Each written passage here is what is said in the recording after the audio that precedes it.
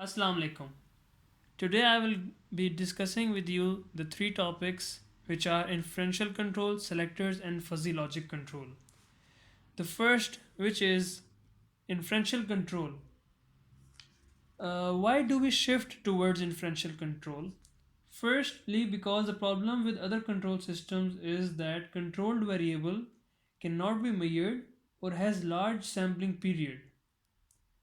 The solution for those problems are control a related variable, example temperature instead of composition, or the second option, which is inferential control. This control is based on an estimate of the controlled variable, and its modern term is known and it's modernly known as soft sensor. In inferential control, controlled variables that are difficult to measure are estimated from some easy to measure process variables and then used in feedback control. Inferential control system has many excellent performances such as disturbance resisting and set point tracking. However, the application is restricted when strong load disturbance exists or stable control accuracy and response speed are highly required in the system. Advantages of inferential control.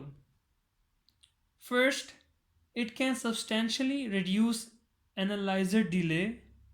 Second, it can be much less expensive in terms of capital and operating costs. And third, it can provide measurements that are not available any other way. So, what are the disadvantages of inferential control? Let's enlist them as well. First, wrong estimation leads to wrong control. Second, knowledge on the process must be known. Moving on, we have the next topic as selectors. Selector control can be viewed as the inverse of split range control. In split range, there is one measured signal and several actuators, whereas in selector control, there are many measured signals and only one actuator. A selector is a static device with many inputs and one output. There are two types of selectors, maximum and minimum. Let's move on to a situation. There are situations where there are several controlled process variables that must be taken into account.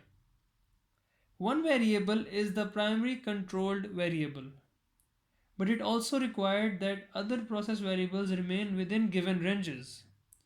Selector control can be used to achieve this. The idea is to use several controllers and to have a selector that chooses the controller that is most appropriate. One example of use is where the primary controlled variable is temperature, and we must ensure that pressure doesn't exceed a certain range for safety reasons. The third topic that I'm going to discuss is the fuzzy logic control. What is a fuzzy logic control? It is a feedback control technique that utilizes qualitative information and verbal or linguistic rules of the if then form. To derive the control law, the fuzzy logic control uses fuzzy set theory, which is a set of rules and a fuzzy interference system. This term fuzzy refers to the fact that the logic involved can deal with concepts that cannot be explained as a true or false but rather as a partially true. And this is a major diagram of fuzzy logic control. Thank you.